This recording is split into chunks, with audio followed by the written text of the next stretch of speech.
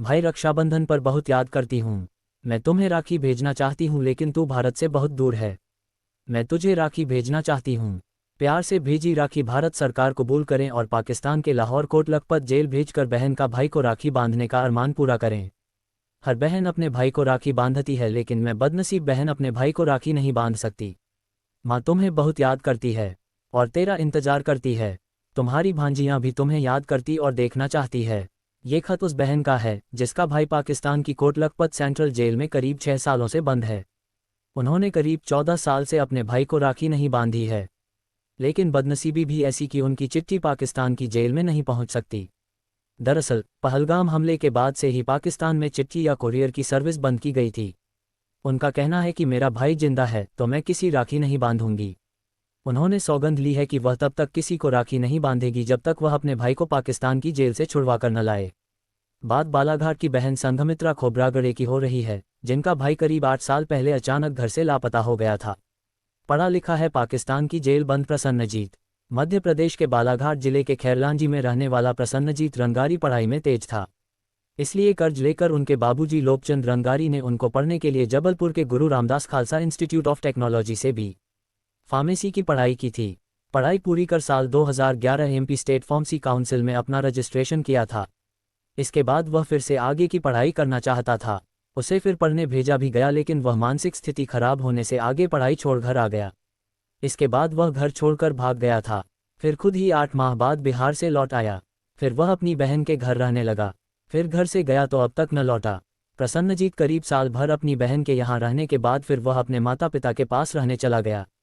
फिर से वह अपनी बहन के यहाँ महकेपार नाम के गांव में रहने के लिए आया और अचानक घर से लापता हुआ।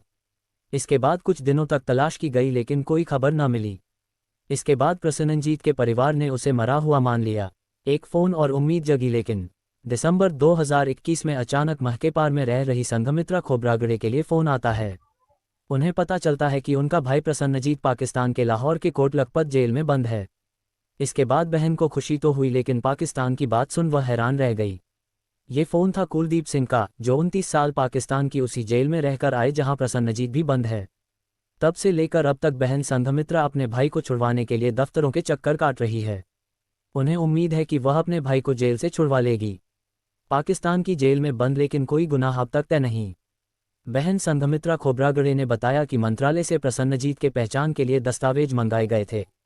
उन्हीं में कुछ दस्तावेज थे जिसमें उसमें प्रसन्नजीत का जिक्र था। वहां पर सुनील अदे के नाम से बंद है। वहीं उसने वहां अपना असली नाम और रिश्तेदारों के नाम भी बताए। उनकी बहन का कहना है कि 1 अक्टूबर 2019 में प्रसन्नजीत को पाकिस्तान के बाटापुर से हिरासत में लिया गया। उस समय तक उस पर किसी तरह के आरोप तय नहीं हुए। बेटे के इंतजार में पिता की मौत, मां को अब भी उम्मीद।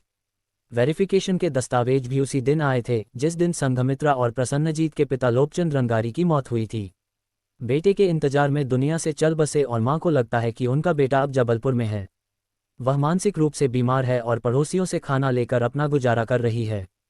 संघर्ष की राह बेहद कठिन। पाकिस्तान की जेल में प्रसन्नजीत को छुड़ाने की जिम्मेदारी बहन संघमित्रा के ऊपर है। वह पूरे साल मजदूरी करके अपना जीवन यापन करती है। उनकी 2 बेटियां हैं, उनके पालन पोषण की भी जिम्मेदारी है।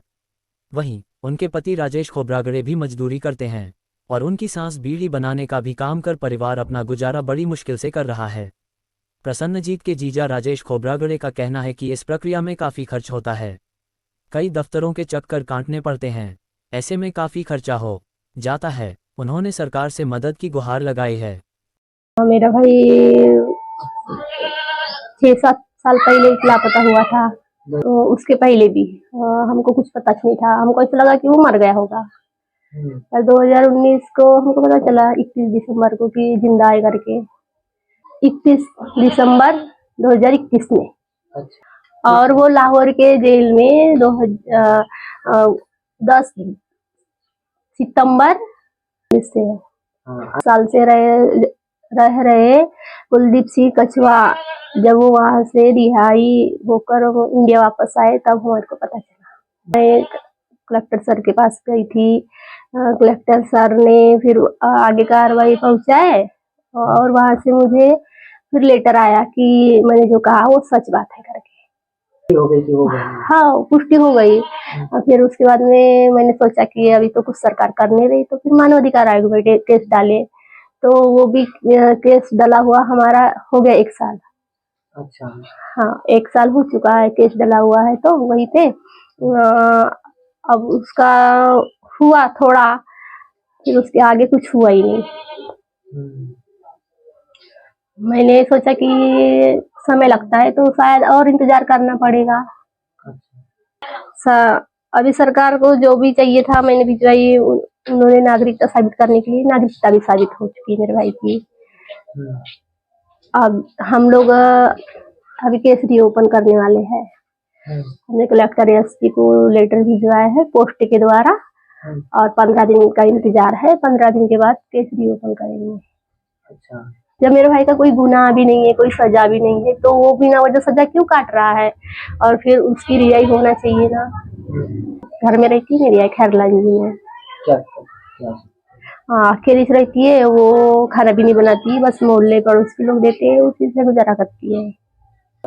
नहीं, उसे कुछ भी पता नहीं है। वो मेरे बाबूजी की भी मौत को नहीं मान रही है कि खत्म हो चुके करके, और उसको ऐसा लगता है कि मेरे पति भी और मेरा बेटा भी मेरे पास ही में है करके, और वो उन्हीं के लिए यानी कि जी रही है, अपने बेटे और अपने पति के लिए।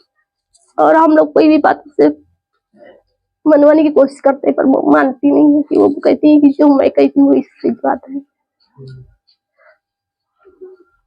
अभी मेरे रिश्तेदार भी उससे मिलने की यानी कि अपने घर ले जाने की कोशिश करते हैं, तो वो जाने को तैयार नहीं है।